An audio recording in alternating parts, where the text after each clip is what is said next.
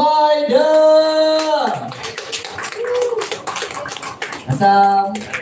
Sihat Baik. Sihat.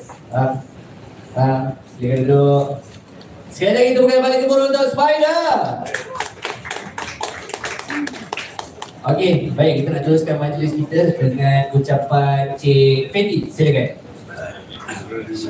Bismillahirrahmanirrahim.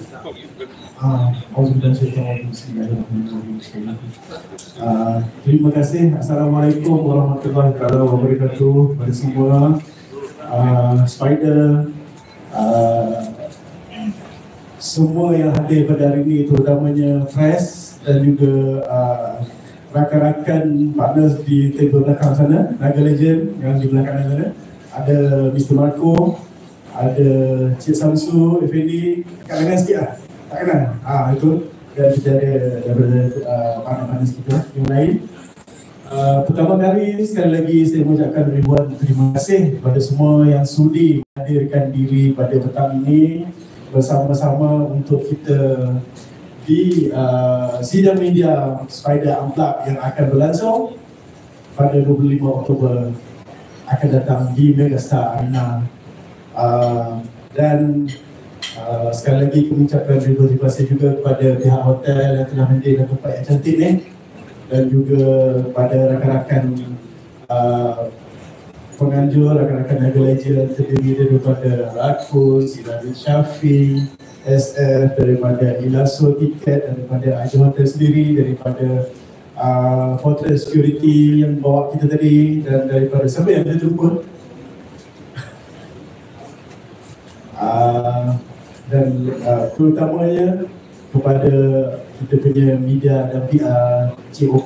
Terima kasih kerana menghadirkan ramai pada hari ini, penuh tempat duduk seperti yang dijanjikan.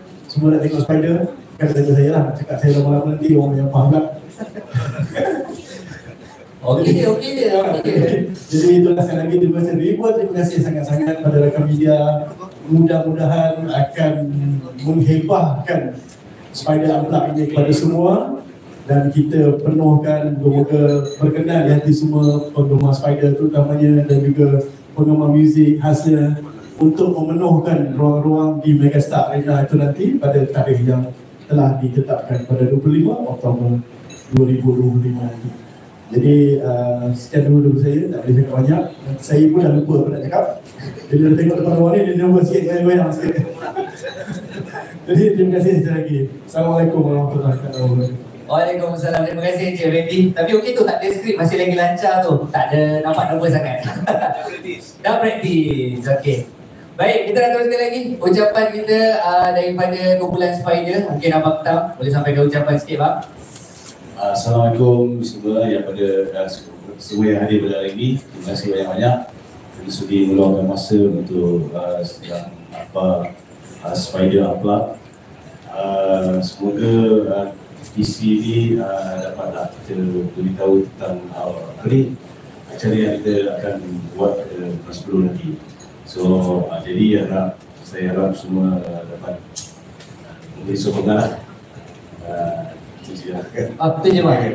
Okey. Ada nak cakap sikit? Tak ada. Pasal ada cue card tu.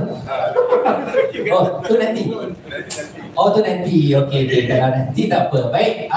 Itu dia daripada Spider dan juga Encik Fendi. Abang Ain nak cakap apa? Tak apa. Abang Ain? Kita minta lah cakap sikit kan. Kita cakap everyone, kita cakap sikit. Boleh. Silakan. Okay,